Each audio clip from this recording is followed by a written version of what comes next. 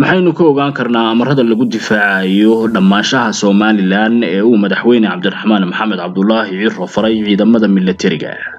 heegan buuxa ayuu madaxweynuhu geliyay ciidamada militariga ee Somaliland isagoo digniin iyo hanjabaad isku lifaaqan u diray cadawga Somaliland ee had iyo jeer daandaansiga iyo faragelinta ku hawlan waxaana uu hadlay markii ugu horeysay si lama filaan ah oo aan looga baran madaxweynaha Somaliland Cabdiraxmaan Maxamed Cabdullaahi Cirro saddex arrimood oo ku qarsoon kulan uu la qaatay saraakiisha militariga kaasi oo ka dhacay taliska ciidanka qaranka Somaliland ayaynu warbixinteenan ku falaqeynaynaa madaxweynaha Somaliland Cabdiraxmaan Maxamed Cabdullaahi Cirro ayaa si lama filaan ah u booqday maanta taliska guud ee ciidamada militariga ah ee Jamhuuriyadda Somaliland ugu horreynna waxa uu madaxweynuhu salaan ka qaatay cutubyo ka tirsan ciidanka qaranka intaasi kadibna waxa uu gudagalay kulan xog waran iyo qorsheyn ah oo uu la yeeshay saraakiisha ugu sareysa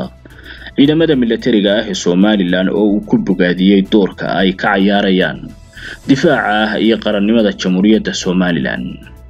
madaxweyne Cabdiraxmaan Maxamed Cabdullaahi Cirro ayaa waxa uu faray ciidamada militariga ah ee Somaliland inay ilaaliyaan sohdimaha Somaliland iyo kalsoonida shacabka iyaga oo kobca ay sameeyeen ay xukuumaddiisu ka sii qayb qaadanayso loona sameynayo tababarro casri ah iyo qalabayn casri ah oo ay kula jaan qaadayaan adduunka intiisa kale madaxweyne Cabdiraxmaan Maxamed Cabdullaahi Cirro ayaa sidoo kale waxa uu shahaadooyin guddoonsiiyay saraakiil sarsare oo ka soo qalin jabiyay dalka dibaddiisa iyo gudihiisaba kuwaasi oo bartay farsamooyin kala duwan oo ay ciidamada militariga ah ee Jamhuuriyadda Somaliland ku soo kordhinayaan madaxweynaha ayaana ugu horreynba waxa uu ku dhawaaqay inay ciidamada Somaliland u diyaar garoobaan xaalad kasta oo ay ku difaacayaan qarannimada Jamhuuriyadda Somaliland saacad kastana ay iman karto taasi oo ka dhigan inuu heegan geliyay ciidanka qaranka Jamhuuriyadda Somaliland arintani oo ay qiimeeyeen xildheerayaasha dhinaca militariga ayaa sheegay inay la xiriirdo dhaqdhaqaaqyada ka socda magaalada Laascaanood ee bariga Sool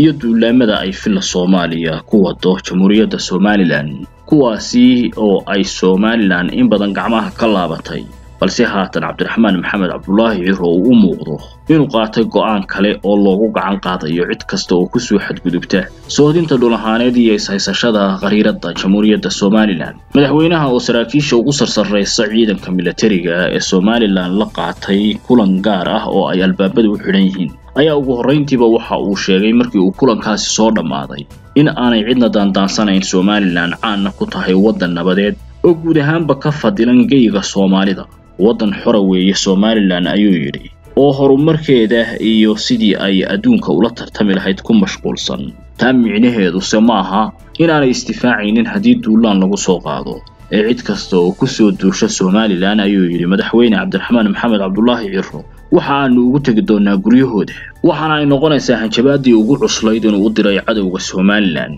iyadoo ereygani uu miisaan culus leeyahay micnihiisa ayaana cid kasta oo ku soo xadgudubta Somaliland kaga hari mayno soodinta Somaliland ee halka ay ka timi ayaanu ku soo afjaraynaa ma jeceshahay barashada quraanka kariimka iyo culuumtiisa hab casri ah online adigoo jooga gurigaaga iyo goobtaada shaqada haddaba dugsiga casriga ah ee Maka Islamic Online waxaad ka baran kartaa quraanka kariimka higaada luqadda carabiga iyo culuumta shariicada isqoristu way socotaa fadlan hore u gaadh wixii faahfaahina nagala soo xiriir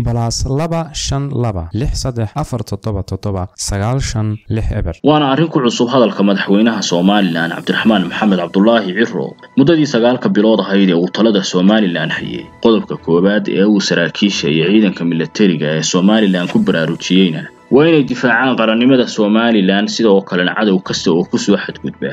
ay gacan bira ku qabtaan lambar 2 madaxweyne Cabdiraxmaan Maxamed Cabdullaahi Cirro waxa uu sheegay in ay kor u qaadayaan xirfadda ciidannimo ee ciidanka Jamhuuriyadda Somaliland uu leeyahay iyo saanadooda taasi oo xirfadaha casriga ah ciidanka lagu tababari doono sidoo kalena saanad casri ah ay ku difaaci doonaan Somaliland qodobka saddexaad ayaa ah inuu heegan buuxa geliyay gebi ahaanba ciidamada Somaliland sheegayna inay saacad kasta u diyaar garoobaan weerar ay ku difaacayaan qarannimada Jamhuuriyadda Somaliland oo ka yimaada cadawga Somaliland wararka qaar ayaa sheegaya kormeerka madaxweyne Cabdiraxmaan Cirro digniinaha uu diray iyo amarada uu faray ciidamada militariga inay la xiriiraan dhaqdhaqaaqyo ka socda magaalada Laascaanood kuwaasi oo la odorosayo in loogu gogol xaarayo imaatinka madaxweynaha Soomaaliya Xasan Sheekh Maxamuud iyo ra'iisul wasaarihiisa waxaana uu cadeeyay madaxweynuhu Somaliland cadawgeeda inaanay ka gabanayn ee ay ka guuleysanayso